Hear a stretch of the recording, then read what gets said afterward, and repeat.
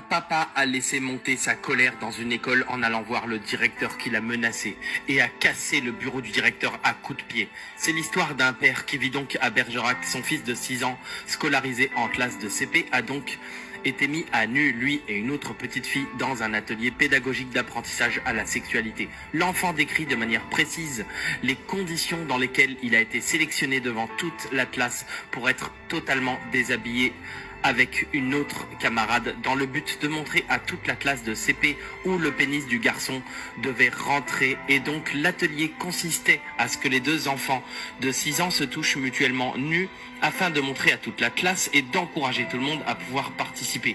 La petite fille a donc décrit à sa mère que le petit garçon avait rentré un doigt dans son piou-piou à la demande des éducateurs sexuels. Et le petit garçon a clairement très bien décrit à son papa, qui a vu rouge lorsqu'il a appris ça. Il a en effet immédiatement été à l'école en voiture, de rage, ayant au passage été flashé à 98 km/h en ville, tellement sa colère devait dépasser sa personne. Imaginez à quel point l'homme de 42 ans avait une haine monumentale pour rouler aussi vite, rien que pour se précipiter à l'école. Cette histoire n'est évidemment pas dans les médias, puisque le papa a relié son histoire uniquement sur les réseaux sociaux, et que bizarrement ce genre d'histoires ne font pas trop parler d'elle dans les médias. Je vous invite donc à avoir une bonne communication avec vos enfants afin de pouvoir lui poser des questions sans gêne, pour pas que l'enfant soit gêné d'en parler. Et le seul moyen de stopper ça, c'est de provoquer la peur chez les éducateurs sexuels. Imaginez à l'école apprendre que votre fille s'est fait mettre un doigt à la demande d'adultes. Ça me rendrait personnellement complètement dingue, et je ne suis pas sûr d'éviter la prison si ça m'arrive à titre personnel, car je ne suis pas assez sage mentalement pour me convaincre moi-même que je serai en mesure de garder mon calme. Dites-moi en tout cas ce que vous en pensez en commentaire, car le monde devient complètement fou.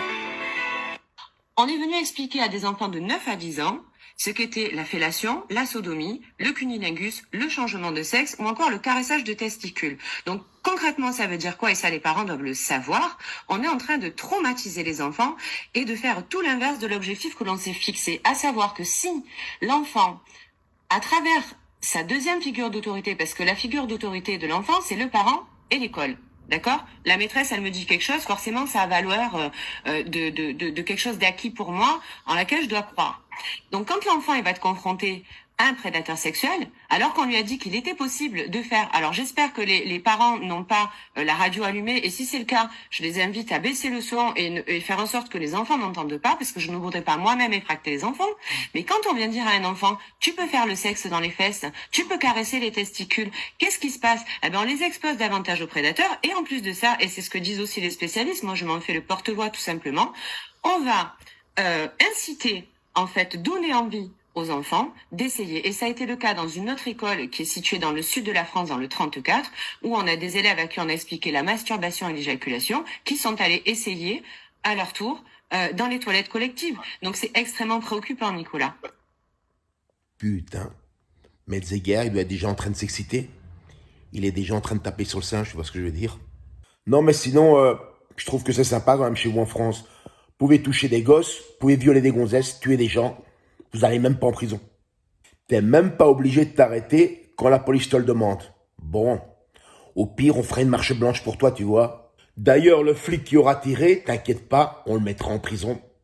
Comme ça, on fera bien comprendre à la racaille que, vas-y, c'est open bar, tu seras jamais inquiété.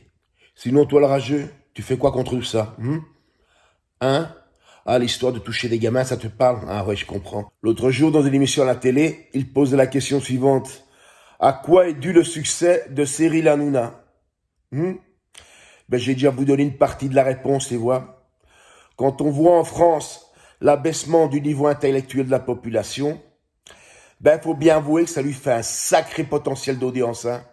Quand tu vois déjà le nombre de mecs qui sont chez eux, aucune ambition, aucune passion, aucune envie, et à un moment donné, ils se disent, tiens, je vais faire un faux profil pour aller raconter de la merde sur la chaîne de quelqu'un sur YouTube. Ben, ça donne déjà une petite idée, hein, mon vieux. Bon, petit disclaimer quand même. Tout ce que je viens de vous dire dans cette vidéo, évidemment, c'est à prendre, on va dire, entre guillemets, avec des pincettes. Car maintenant, sur YouTube, on a un grand expert qui s'appelle Metzeger, tu vois.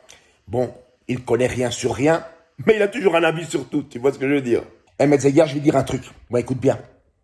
Bon, je suis sûr que secrètement, toi, ben, tu rêves de monétiser ta chaîne, tu vois. Bon, c'est vrai que dans ta situation, si tu arrives à monétiser par mois, on va dire 5-6 euros, ben, c'est le pactole, hein. Je suis certain que tu iras fièrement chez McDo pour photographier ton cheeseburger. Non, non, pas un cheeseburger, non. Non, ça c'est trop cher pour toi. Un burger, ouais, un burger. Bon, ben, Metzeger, profites-en bien parce qu'à partir de demain, écoute bien, plus de vidéos pendant un mois. Oh putain, mais comment tu vas faire? Pendant un mois, ben t'auras rien à dire. Même les mouches à mère de ta chaîne, ben elles seront plus là. Mais au fait, ben tu fais rêver personne, hein. Qui c'est qui a envie à 45 ans de se retrouver dans un centre pour migrants avec pas un rond en poche et être assisté par les services sociaux? Ben personne, hein. Et en plus, et ça c'est le comble, vouloir donner des leçons de vie aux autres alors que toi-même t'as raté la tienne.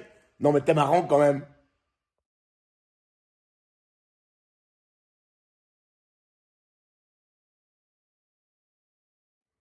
Eh, attends, avant de partir, une petite dernière bien croustillante. Tu sais l'histoire là de toucher des gosses? Ben figure-toi que Pinard, il en sait quelque chose. Comment je le sais? Ben c'est sa propre mère qui me l'a dit. À part ça, il est orphelin le gars.